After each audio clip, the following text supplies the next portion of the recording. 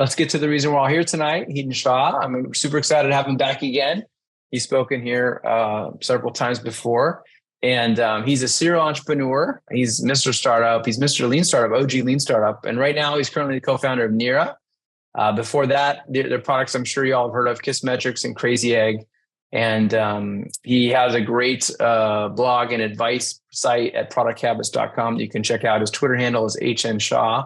And he's going to share his advice with us on the past, present, and future of product market fit. So with that, Hiten, welcome. I'll turn it over to you. Excited to be here. Happy to chat. I'm sure Dan will give me some awesome questions at the end. I wanted to just start with the classic quote from Mark Andreessen, where this kind of all came from.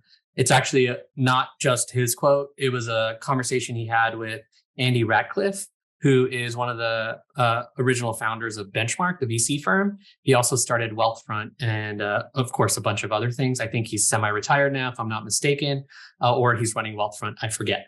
But it was actually a conversation him and Mark had that led to Mark writing this post and saying that basically product market fit means being in a good market with a product that can satisfy that market. And I forget when he said this, but it was somewhere in from 2003 or 4 to 2010. I had done some investigation before and realized it was actually mentioned twice in different ways by him, but that's a whole different story. And so I'm going to take us all the way back to 2010. Yeah, there you go, 2007. So I'm going to take us to 2010, which is apparently a few years after Mark said that. And I have slides from a talk from 2010 that I gave. And there's two reasons I'm going to demonstrate this. This is my example of the past of product market fit, but also to demonstrate one, what's changed and also what hasn't. And what you'll notice right away is a lot has not changed. And, whether that's good or bad is for another day. So basically when we were talking about product market fit in 2010, I was running KISSmetrics, as kind of Dan mentioned, very much a lean startup OG, learned from all the folks that were in there, including Dan, when we were really deep in figuring this stuff out. So this is like Eric Ries, Steve Blank, a whole bunch of other folks I'm going to forget. I work with Cindy Alvarez, who ended up writing a book on it too. But there's just a cohort of us that were spending time thinking about this stuff because it was all new and fresh. And so back then, we basically thought of it as low burn, focused on product. And this is all pre-product market fit. How do you get there? Just to give you some context, no VPs, no salespeople. And this is all when companies weren't built this way. So one of the things that hasn't changed since then is that companies are still being built this way. In fact, maybe even to a more extreme, except for some of the outliers. And I won't get into debate of lean startup, fat startup, all this stuff, because my belief and understanding today, regardless of what Keith Raboy and others say, is that we're all applying lean startup principles one way or another, regardless of what we believe about how you start a company. And whether you start with a big vision or you start with a discovery process, you're still doing a lot of the lean startup principles as you start working on the company and getting the product market fit. And then I wanted to highlight the Mark Andreessen quote as well, which is basically the life of a startup can be divided into two parts: before product market fit and after product market fit, because I think you'll see some of my thoughts on that as we go, but that's a big distinction that we kind of learned during that era. I think a lot of companies were started prior to the popularization of this concept in lean startup, where you would actually get confused about whether you have product market fit or not. So you might spend a lot on marketing and think that that's going to solve your problem when you really should be spending more time on your product, making sure it fits in the market. I think customer development is really where a lot of this stuff started. And this is really Steve Blank's special, I would say. And for those of you who don't know, Steve Blank is a professor at Stanford and Berkeley. I believe he still teaches. And he wrote the kind of real origins of kind of lean startup in a lot of ways, because Eric Ries had taken his class and then kind of used kind of the time he had there and some of the thinking he had about his company to kind of come up with lean startup. So this whole customer development process is still a big piece, I think, of the puzzle. I know that this book, 4 Steps of Epiphany, or the new book, the Startup Owner's Manual, or something like that, are things that people don't talk about too much these days. And I fear that people aren't using that material, even though I think they should be, even if it's a B2C company, but that's a little bit of a different story.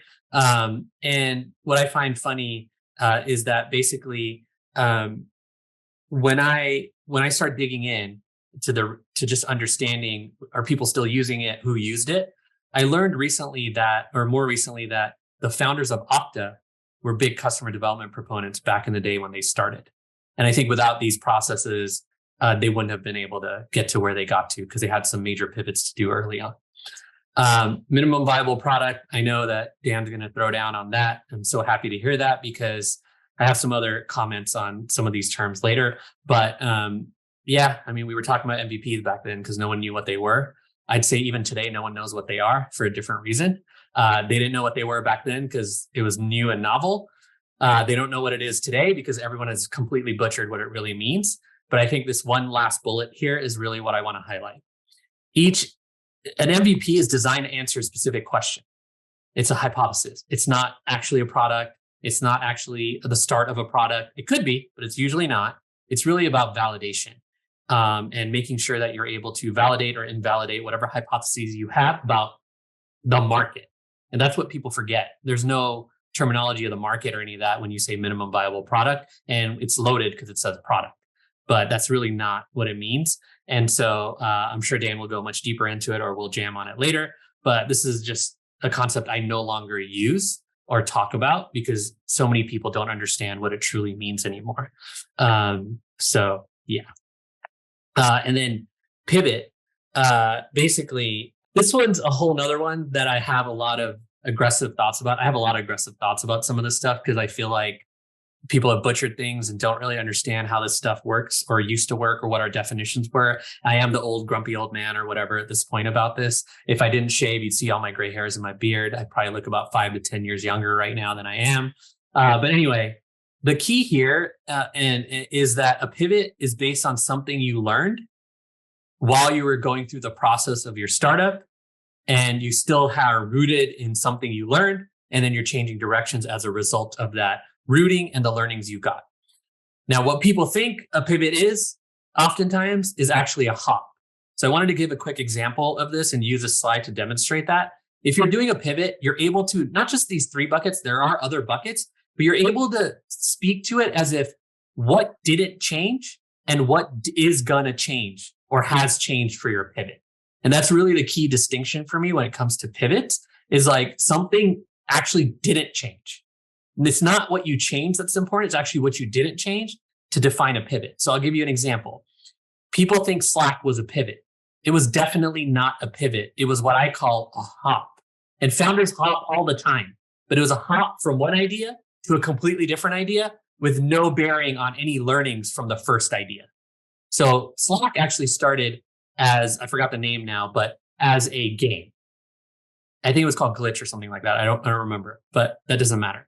And they were building an internal tool that ended up being Slack, but it had nothing to do with the game. And it was a completely different business from a B2C sort of consumer game all the way to a B2B product that, a lot of us probably use and hopefully like better than Teams still today, but whatever. That's a whole different story. But at the end of the day, they hopped to that Slack opportunity. They didn't pivot into it. And I think that's just an important distinction to really understand what the difference is. So not going to go further into this because when you talk about MVPs and some of that stuff, pivots come as kind of something like that. And I've pivoted a lot. That's why. And I've also hopped a bunch of times. So that's why I'm saying this comes from a lot of experience of doing this and realizing that. And again, I'm going to pause here real quick and just talk about why all these things are important to me. If you're using this language publicly or inside of a company and people have different definitions of it, it's going to screw up your execution. It's going to screw up the knowledge transfer, right? And like, that's my biggest issue. So when someone talks about MVP or pivot and starts talking about it, I step back and say, hey, can you just define what you mean by pivot and what your current understanding and definition of it is? Because then everything else you say after that is actually dependent on how you define it, where I might define it differently, someone else might define it differently. And I hate to do that, but that's kind of where we are in some of these terms. Okay, my rant on that's over till a few slides later. Product market fit metrics. So this is very interesting because at the time in 2010, we were so focused on the qualitative data around understanding product market fit because it was the new and novel thing. So at that time, I didn't talk a lot about retention and other metrics that I'm going to talk about later a little bit that actually point to product market fit as well, because the qualitative side was what we focused on. So this is basically the classic Sean Ellis survey. If you don't know it, you should look it up. There's something called the product market fit engine that Rahul Vora from Superhuman has popularized. I would highly recommend finding some of that material if you haven't seen it, because he's basically turned it into an engine that really help them kind of figure out their opportunity over there. And I'm always a fan of this qualitative data because it really helps you kind of understand a little bit more of the why. So this is kind of what the state of the art was back then. And then last but not least, I wish people kind of understood the startup pyramid from Sean Ellis a little bit more, because I think it's very powerful. It's very simple, but basically the fundamental sort of baseline in this hierarchy is product market fit. You don't have that, you shouldn't transition to growth and get to growth, right? That's the fundamental thing here. And I like how product market fit and growth are separated with transition in the middle, but because it is a real transition, a product, a feature, a company, whatever goes through when you're kind of going from product market fit to actually building a repeatable, scalable kind of business and kind of motions and stuff like that. And then just some more detail on the transition to growth. This is where positioning becomes important. This is where optimization becomes more important. And here's a funny thing. Back in 2010, we considered economics and implementing a business model happening at the transition stage. I think one thing that's definitely changed is that we're much more focused on the economics and the revenue model much earlier, probably prior to having product market fit. You're already thinking way more seriously about that. And you might be using proxies of, are people buying? Are they retaining? Are they engaging, et cetera, that are a lot of business model related things that you might do, or you probably are going to do earlier than what we had kind of proposed back in the day. But again, it was 13 years ago, and we know a lot more now, but I think there were a lot of businesses that felt like they had fit, but they didn't have a business model attached, and they ended up inevitably failing. And Sean, even back then, said this himself: without a business model, you don't know if your business is real. So I do definitely want to double click on this because there's some folks out there, this lady named Elizabeth Yin, who has talked about in B2B, her way of thinking about product market fit was really about, are you able to actually get customers and get them to pay, right? Which I think is still a strong thing and is very important. So I just want to highlight that, like, we've evolved this to really focus in on unit economics and business model a lot earlier, sometimes prior to product market fit. I've definitely been in scenarios where the product had fit, but there was no buyers for it because the users were able to use it and they loved it, but the buyers wouldn't want it in their company or buy it or whatever, or you're forcing it, very much a motion that Dropbox and Box kind of popularized, that the gatekeepers in companies, IT security teams, et cetera, definitely don't like what they've done. And that's a whole nother kind of problem. But I think business model is more important than ever. And in 2010, we weren't as concerned about that. And then now I'm going to go from 2011 to about 2021, just because it's a nice 10-year kind of hop, and talk about some of the things that kind of have happened since. So, and a lot of these are just going to be tweets where I'll elaborate on what I said or give some commentary on it, because I've written about the stuff over and over again. And it's always fun to go find some of that old stuff and figure out how dumb I was back then. So I did this tweet. It was probably one of my more popular ones on the topic, at least from people liking it and all that stuff. But basically, I talked about how to innovate. And this was back in 2019, so it wasn't that long ago. But one of the big things was, like, I felt like the fundamentals of find problem, solve problem were missing in people's worlds, especially in 2019, where we're basically in some form of a bubble or bull market or whatever you want to call it. And so I tweeted this because, like, to me, like, this is innovation in a nutshell. It's literally these 4 steps. You talk to people, find the most painful problems. This is especially B2B, of course. And if anyone wants to talk B2C, happy to talk about that. It's super relevant, all this stuff there. It's just a little bit different. Your optimizations are not necessarily around painful problem, but they're more on entertainment or engagement or something like that.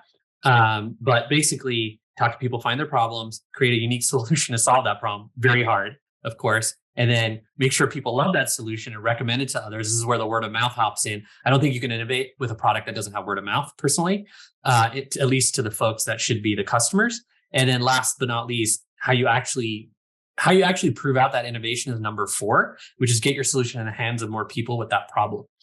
Number 4, I added it in this. You could stop at number 3 only because I definitely have been burned a couple times when our company and our organization and the way we did things ended up innovating, but our product and our business did not get the value from the market, and some other competitors came in and got the value.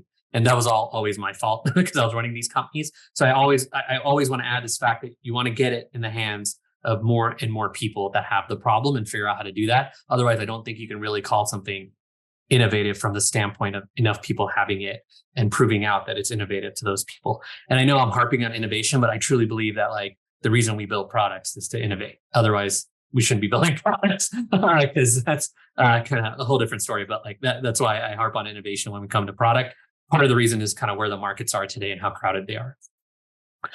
This is just a fun one I did. What I realized as I was looking at a lot of the advice people were sharing back then, and as I started building the current business I'm in, and we actually pivoted right around this time in a big way. We were actually about to pivot 2 weeks from now and announce it. Pivot meaning like everyone knowing it versus us already have done it maybe 6 months ago.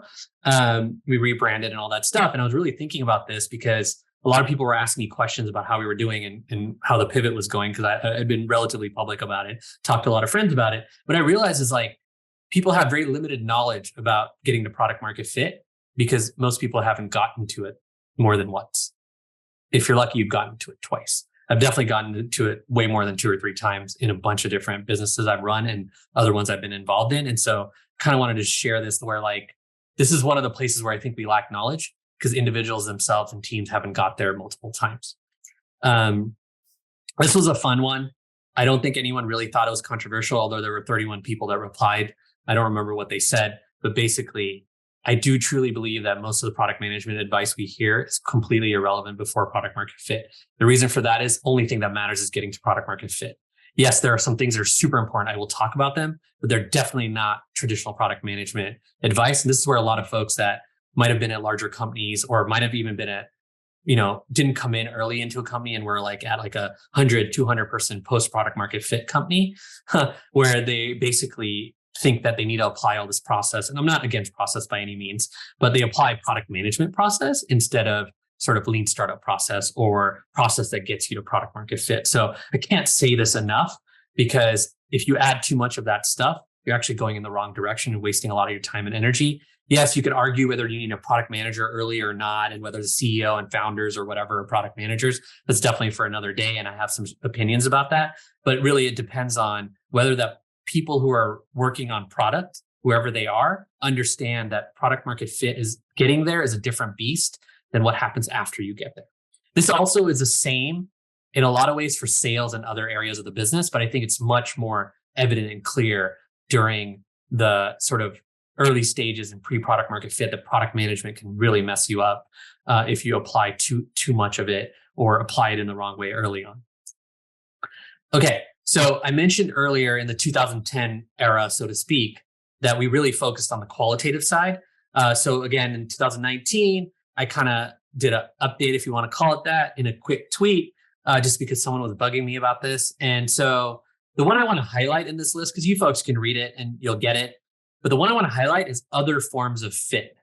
So there's this whole genre of something market fit, something acquisition channel fit, and this, and I'm not making fun of them. I think they're all great. They're all frameworks, but they're all frameworks abstracted from product market fit. And the folks over at Reforge have really did their best at popularizing some of these fits. This is the way I think about it. Those frameworks are very useful if you can grok them, understand them, and apply them. But we don't need to go fit crazy, although some people have. Because at the end of the day, the core is still product market fit, and there's a lot of other layers to it. And so those fit concepts are very important because they help you understand how you fit into certain pieces of the market or how your business fits in certain areas around customer acquisition. But they aren't necessarily the core of what I believe matters, which is still the core product market fit. Does a product fit in a market, and how do you determine that? The other fits are great, and I think that they have value, but we've gotten a little bit fit crazy just to put it out there so you folks can kind of see kind of my perspective on it, because I think we can go a little insane on frameworks. And please don't get me started about jobs to be done, because that's not what this talk is about, but I have a lot of opinions about the successes and failures of jobs to be done as well. Same with OKRs. I know some people love them, but when I challenge them on it, they'll tell me the truth. And it's usually a more nuanced take than that. So OKRs and some of this fit stuff and jobs to be done, those are all kind of things that oftentimes don't apply pre-product market fit either. And neither do some of these other fits, in my opinion, at least. All right. So this is like kind of where some of the rubber meets the road. A lot of times we're taught about like leading indicators, lagging indicators, and it's a really good way to differentiate what's actually driving outcomes versus what the outcome actually is. So I tweeted this because a lot of folks that I spoke with were confusing the difference between a lagging indicator and a leading indicator of product market fit. So to me, the things like retention and engagement are actually lagging indicators, and customer sentiment and some of the qualitative measures, even net promoter score, Sean Ellis's product market fit score, these are all things you can get with a low volume and feel like you're getting really good data. And it's not just a feeling. It's really the idea that when you don't have enough data, you can go quantitative, but use the quantitative data, such as who's doing what, to go figure out who you want to talk to or who you should understand the why from. And that's why I really think the qualitative data is really the leading indicator of whether you're going to have high retention or not, and is a much closer metric to understanding that before you actually have that retention. So that's just the point I wanted to make here. And it's often lost on folks because they're trying to have quantitative measures at really early stages. And I'll tell you this kind of interesting thing at my company. So we're about 3 years old now. We pivoted about now less than 2 years ago. And we still don't do a lot of quantitative measurement. And we have enough customers and all that stuff to, in theory, do it. But the quantitative measurements don't butter our bread.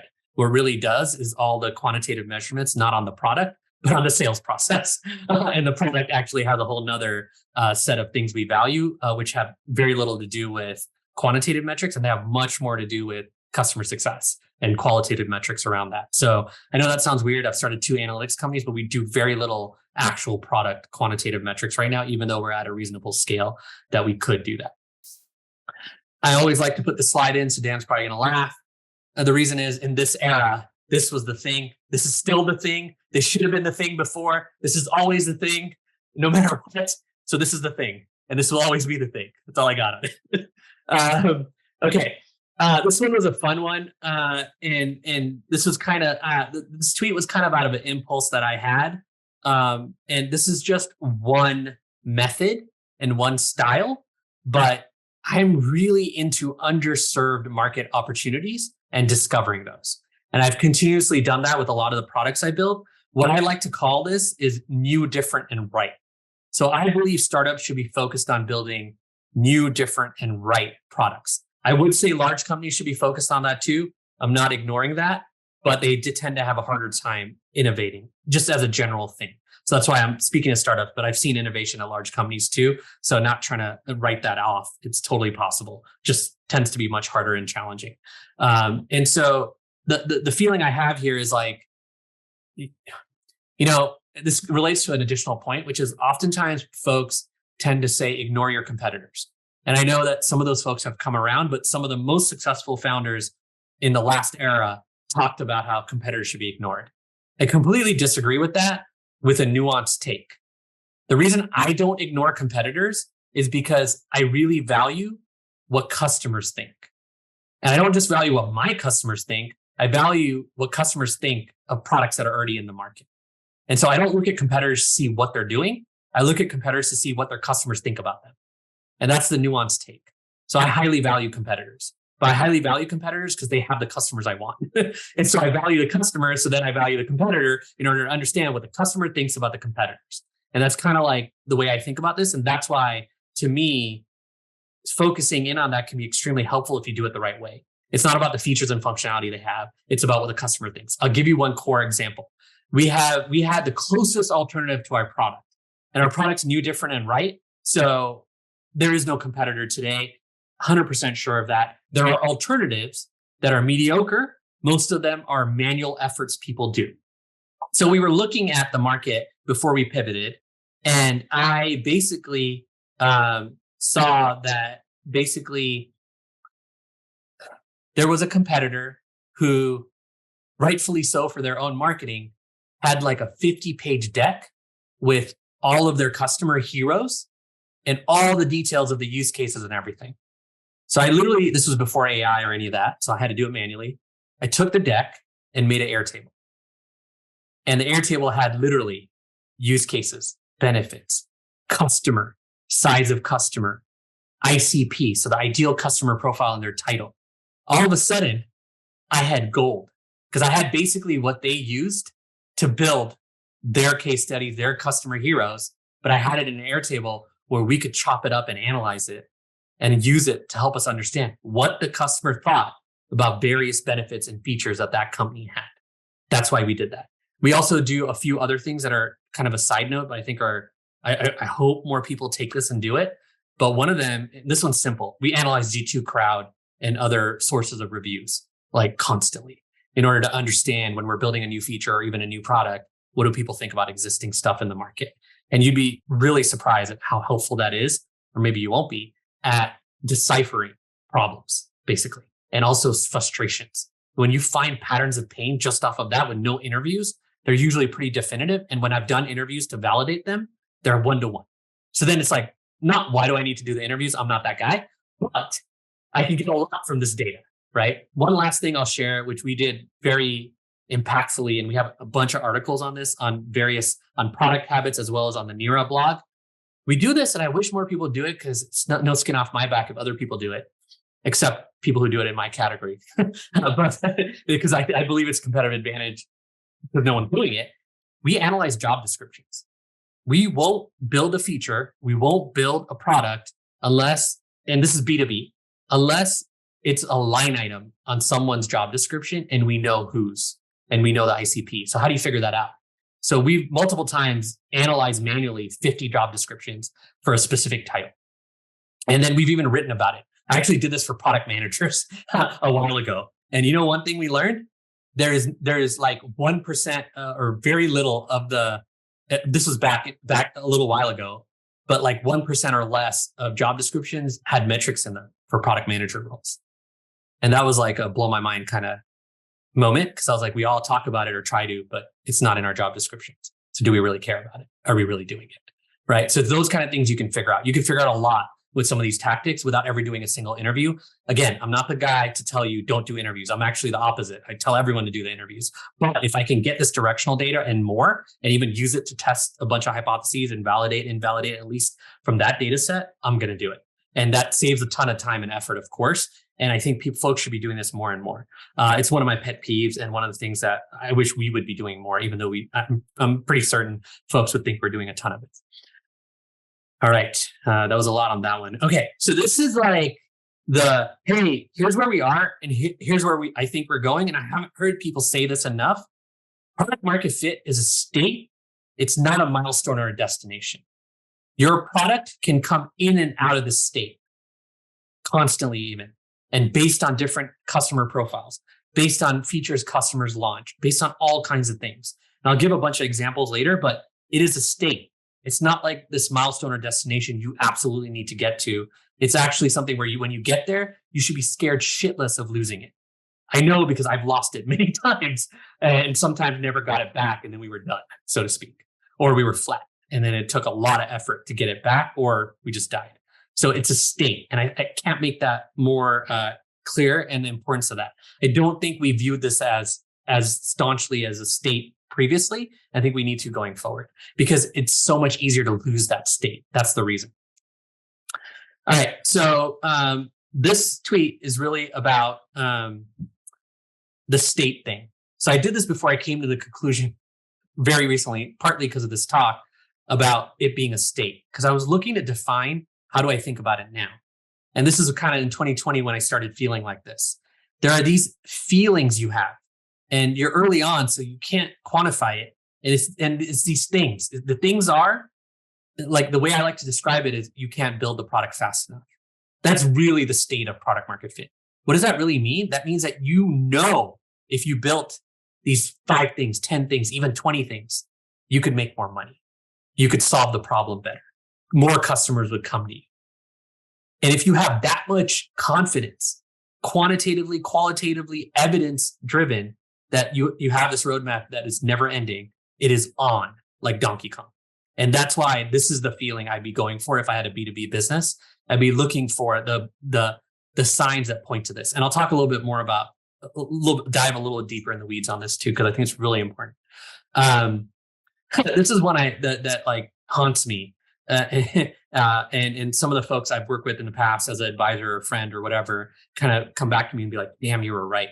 I told a lot of founders in this cohort of time back in the day, especially, hey, you're going to lose the fit if you stop understanding and doing customer development and thinking you don't have fit, so that you're scrambling to get fit, because you just stop doing the things that got you there because you have all these other things around transitioning to growth or growing or getting to growth that you have to deal with, that you lose kind of this whole idea and this customer-centric nature of it. So in here, I kind of put a positive spin on it and said, hey, when you nail this, again, it's on like Donkey Kong, because you're able to service the market. You're able to understand what the market needs, and you're pacing the market. So at my company, Nira, today, we're pacing the market. What I mean by that is anyone wants to catch up, it's going to take them a very long time. I can guarantee you that. And the reason for that is we just keep shipping, and everything we ship hits. And I'll talk about how we've done that later. And we're doing it in a pocket because it's an enterprise tool and it's a limited set of customers right now to some extent, although every company has a problem, but that's a whole different story. And so the way we think about this is, how do you pace the market, which means you're ahead of it. You're ahead on the parade and you're really getting well ahead of it. And this comes from the race car analogies and like really getting ahead of kind of everybody else. And that's really your goal. If you're a startup, you need to be ahead of everyone once you hit fit, and you need to figure out how to build systems so you can do that. And a lot of that has to do with those evil two words, tech debt. But we'll talk about that maybe, or maybe Dan will bug me about that. I don't know.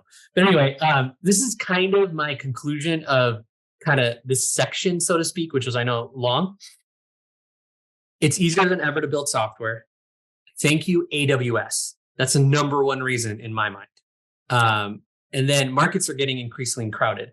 Thank you, social media, I think, for a little bit of that, because the markets wouldn't be so crowded if the word couldn't get out about these things. So there's a ton there, but you're talking ads, organic, et cetera. I think this makes markets increasingly crowded. Also, a lot of people are building in public.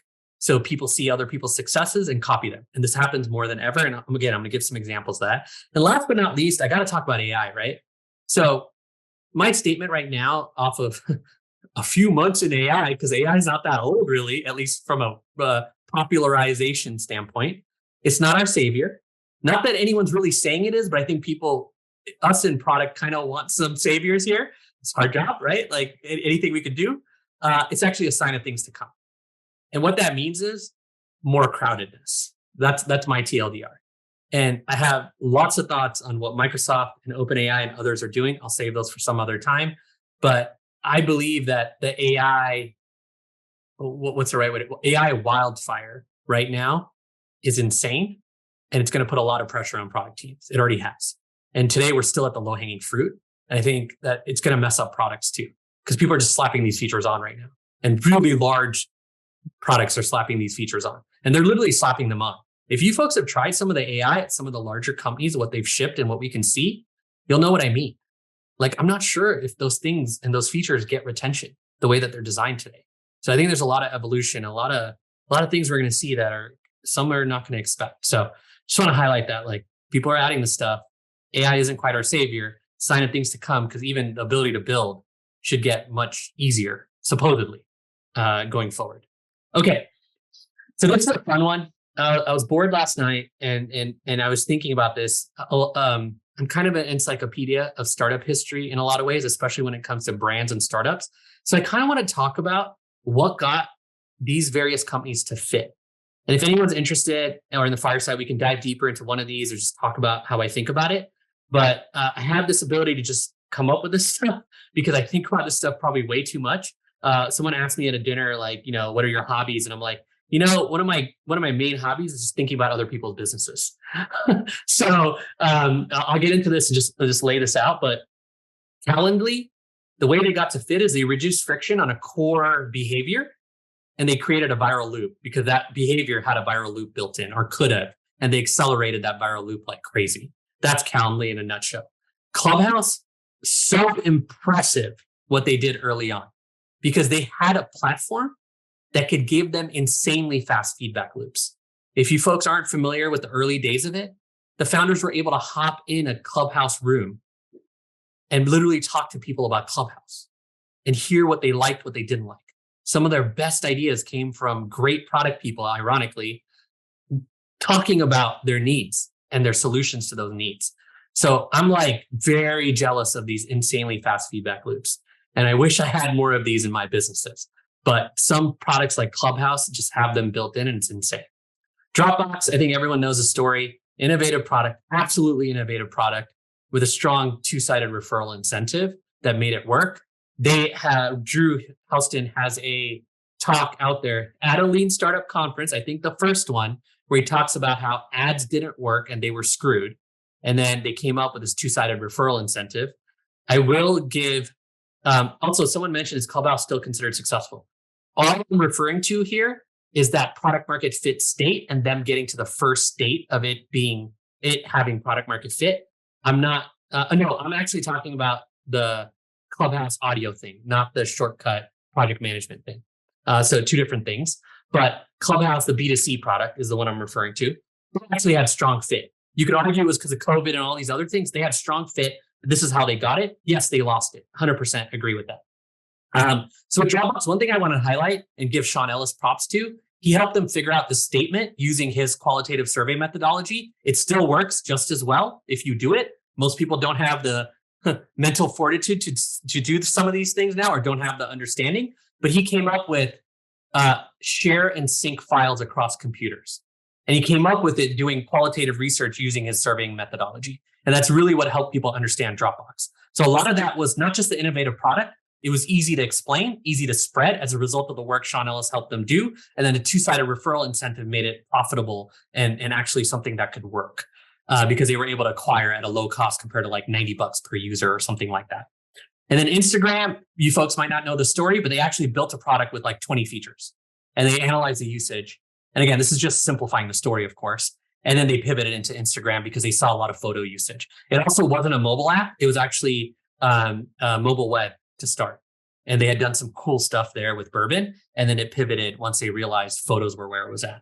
And then Trello, I love to talk about. And so some things that they did is obviously innovative feature that really wasn't a feature. It was actually something that you could imagine as a product in their minds. And so they productized this innovative feature and they made sharing super easy. Again, I'm that encyclopedia and I really latch on to certain product features. I want to share this feature that I think is crazy that they did, and I'm not sure if enough people understand it. They made it such low friction to sharing with anyone that already has a Trello account. When you hit that add button in Trello, I don't know if this is still the case, you could get to anyone in Trello and their username. And that's something I think people don't realize that really opened up the popularization of the feature that they did. So just want to mention that those little nuances can make a big difference, as all of us know. They don't, though, unless you have fit. So they already had fit. And then these things were really helpful at spreading the word. And then Zapier, I definitely want to talk about that one. Reforge as a product. Sorry, I got distracted by that one. I have opinions on that. High churn category is the issue there more than anything else. But everything they've done, I'm very impressed with, except I think they're just in a market and a category that's very tough. But Zapier, it was a timely product that capitalized on an early mover advantage. What I mean by that is lots of APIs running around and nobody was really connecting them together.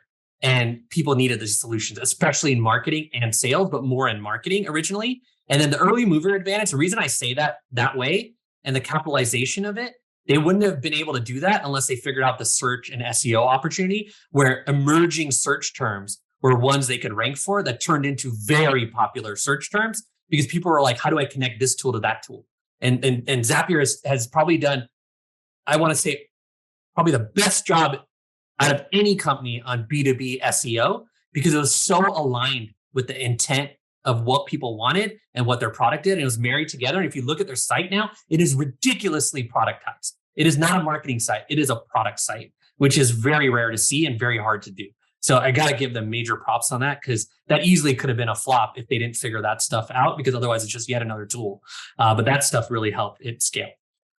ChatGPT. Okay. So my understanding is that somebody, I don't know who, although you can guess probably who. Again, this is my understanding. And these are all anecdotes. So I could be completely wrong. I'm totally cool with that. I don't care. My understanding is they shipped the product while we were building GPT-4. And someone woke up one day and said, we got to ship this before someone else ships something. And so they took 3.5 and shipped it to the market as ChatGPT in an organization that was full of researchers. And so now they're scrambling to figure out what to do. My one example of the fit here, and the reason I want to talk about it is that it is so innovative. I mean, I don't need to speak on any of that. I'm sure all of you have used it. If you haven't, please do. But I'm sure all of you have, considering how many people are here and also how much volume they have. This is my example of why I know they have fit and why I know there's a bunch of missing opportunity and why I know that they could use a lot more product people or people that work on product. And none of this is a criticism. It's an amazing product, amazing company.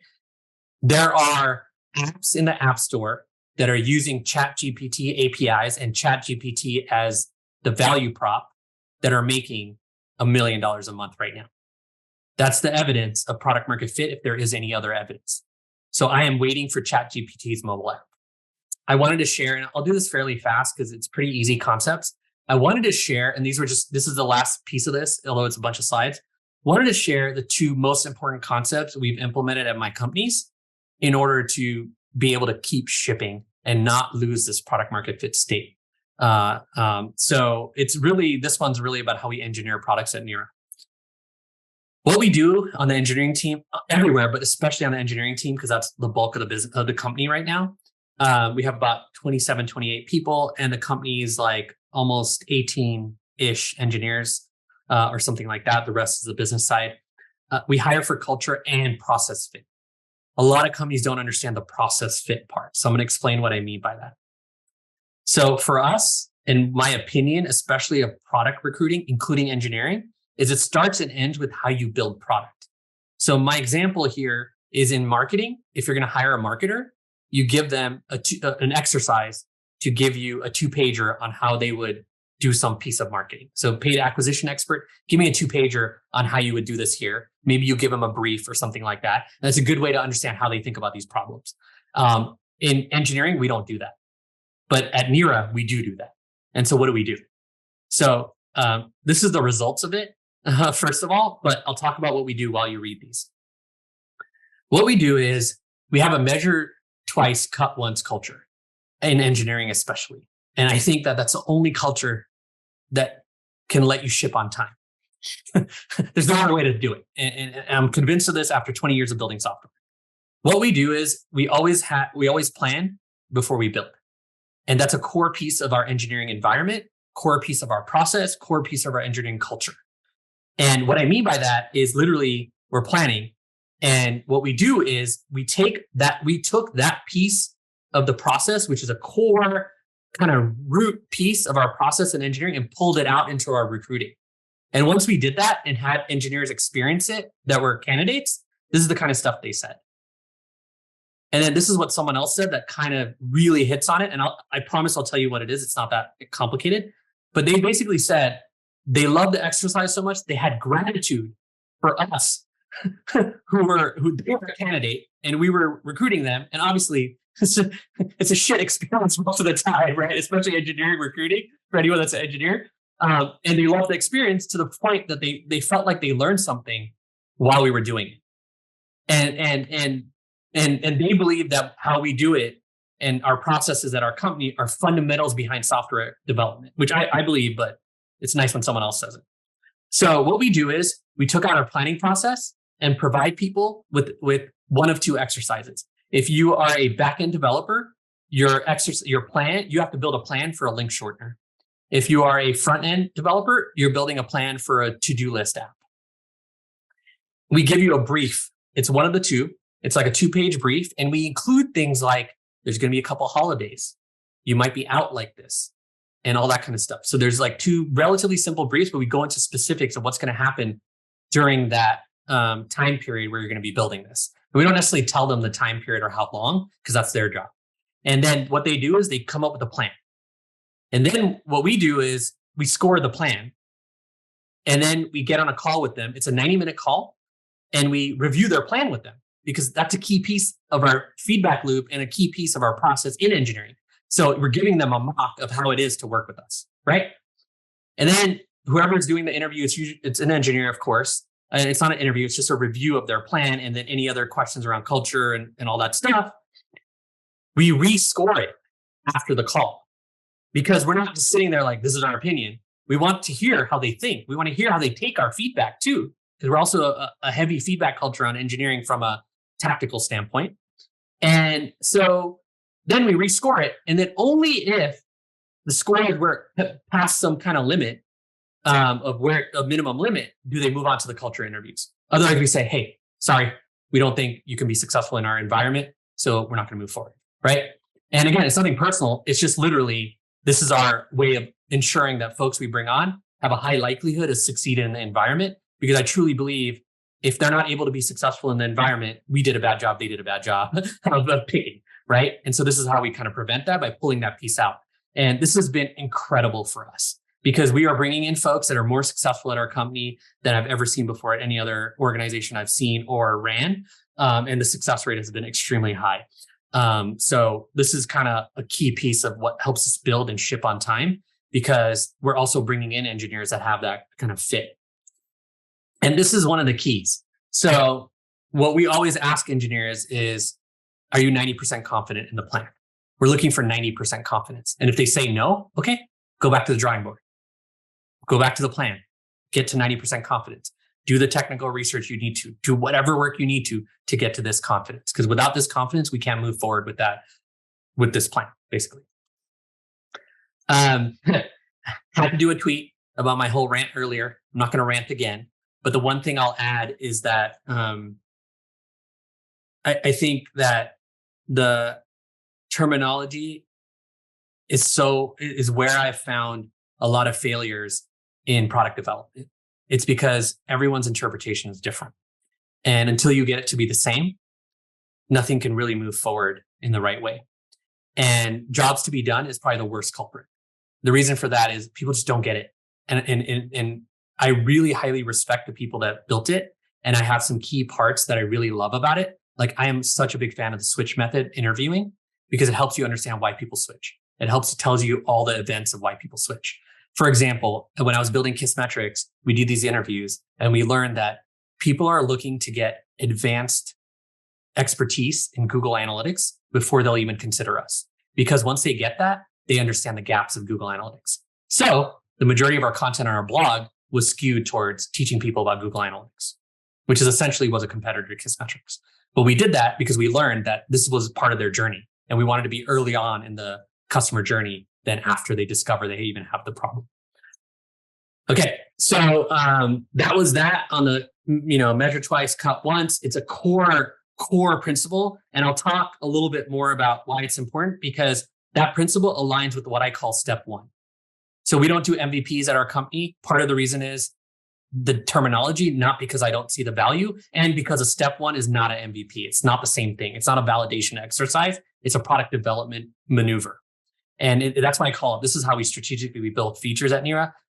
Then the only thing I would add is that customers absolutely love. Like, we've shipped 3 or 4 major features in the last 2 or 3 weeks. Every single one has been a hit. And I've never seen that before, even in my own companies, with zero feedback on where it doesn't meet the mark for what it is. All the feedback is on what more they want from it. And then we do this through this methodology I call step one.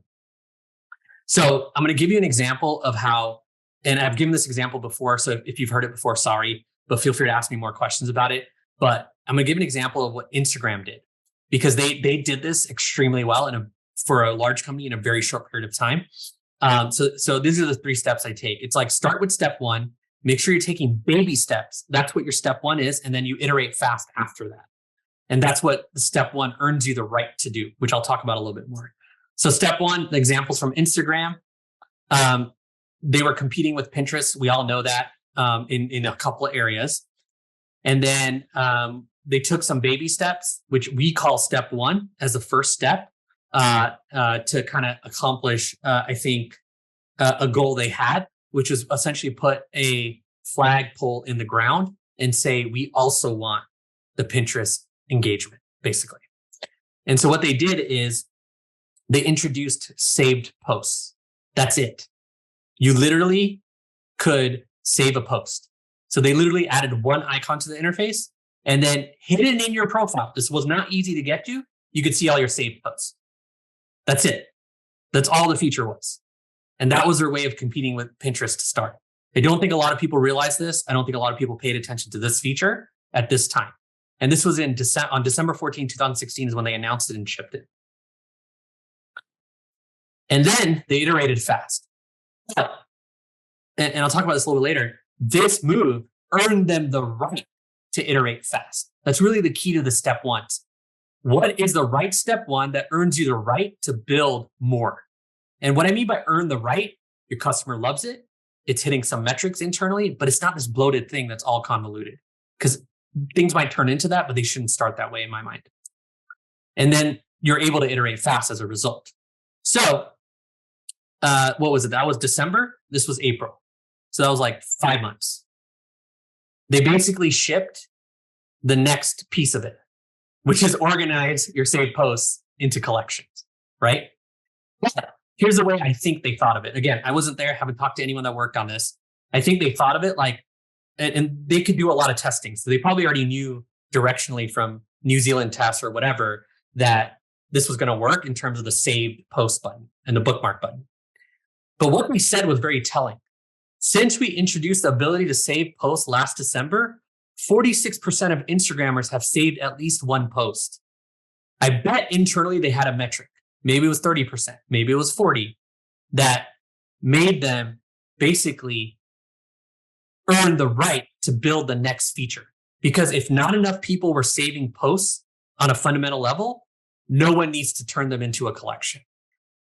And I think that that's a really important thing. We often build too much. Or if we build too little, we build the wrong little. And so it's really in product development, your key is what is our step one? And debate that. Don't debate the full functionality. Debate the thing that earns you the right. And it could be as simple as one button like Instagram did. And now this feature, they literally sat on this feature for years in this state.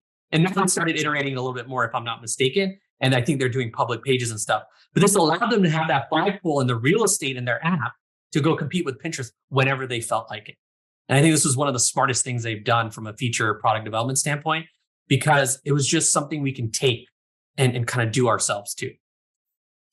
And then this was great. Mission accomplished, basically.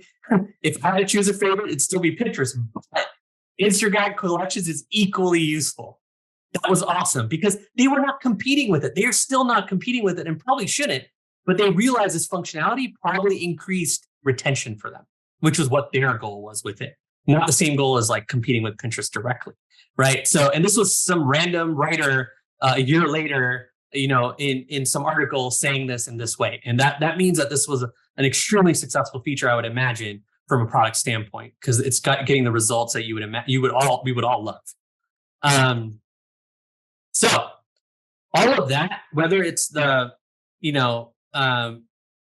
engineering process, recruiting, and how we build product with the step ones that I talked about, is really about this thing that I really value and care about. And it really comes from a lot of the ways of thinking about kind of how Amazon kind of thinks about customer obsession. So a lot of what I say comes from that. And thank you, Aditi, for asking the question. Earning the right is all about earning the right from your customers. And that's how I view this. And that's why it goes back to customer obsession for me. You want to be obsessed with the customer, you have to earn the right to build the next feature. You have to earn the right to iterate that feature. You have to earn the right to product market fit, right? And it's not quite validation with the customer. I like that. But I'm getting out of the validation land for a second and more focused on, do they love it? Do they want more from you because of it? Meaning, if the way you earn the right is that the customer is coming back and saying, oh, can it do this? Can it do that? What about if you do this? Or, hey, I'm trying to do this thing. It can't quite do that, but almost there. So there's all these signals you get when the step one hits. And it's not even uncovering a need. It's more like realizing the initial need and using that to get the rest of what you want. So it's almost like, adjacent use case is a good example, but that's not quite it either. I don't like this discussion, but this is like one of my loosest concepts that I spend a lot of time thinking of tactically, but not strategically. So to me, it's more like if you built a step one, the customer's pulling the rest of the features out of you, not just adjacent ones. Actually, adjacent ones are less interesting initially, but more, how do I iterate this one? How do I iterate it to get to strong fit How do I iterate it? Deeper in the same vein. I love that. That's probably the right way to think about it. But this has been like my most successful mental model to date on product development that I've ever come up with. And I've come up with plenty of them simply because it helps everyone understand our job is to earn the right in everything we do from the customer. We've expanded this to other areas of business. We don't use the language a lot in the company, but it's the way I personally feel about how I want to feel about the customer, how I want to treat the customer. And that's been extremely impactful. And this is essentially this ethos is how we actually got to a lot of other things in our business, including the measure twice, cut once. Because you wouldn't care to have such a slick engineering process if it didn't matter for the customer. But it helps us earn the right because it helps us do these step ones really effectively. Because essentially you're planning a step one, which means you're chunked so down on the feature set that it's so much easier to ship that. And we're spending a lot of time on the product side, not the engineering product side, but the kind of what I would call the problem side of product to really define that problem so well that we can nail what that step one is, just like Instagram did. And I like to give the Instagram example because they did it at massive scale and they didn't build the whole thing. I don't even know if they had the whole thing already built, but yet they had a gate. And I think so. One way to think about it is their gate was some percentage of Instagram's user base doing it. Otherwise, they don't believe they earned the right. Again, I'm projecting my terminology and my framework on it, but I think you can set certain gates of what does earning the right mean, and they can be very quantitative. They don't have to be qualitative or some fuzzy feel. If you're that disciplined, or if you have a B2C product, that metric ends up being very important because you tend to have higher volume. Awesome, Hiten. That was great, man. Appreciate it.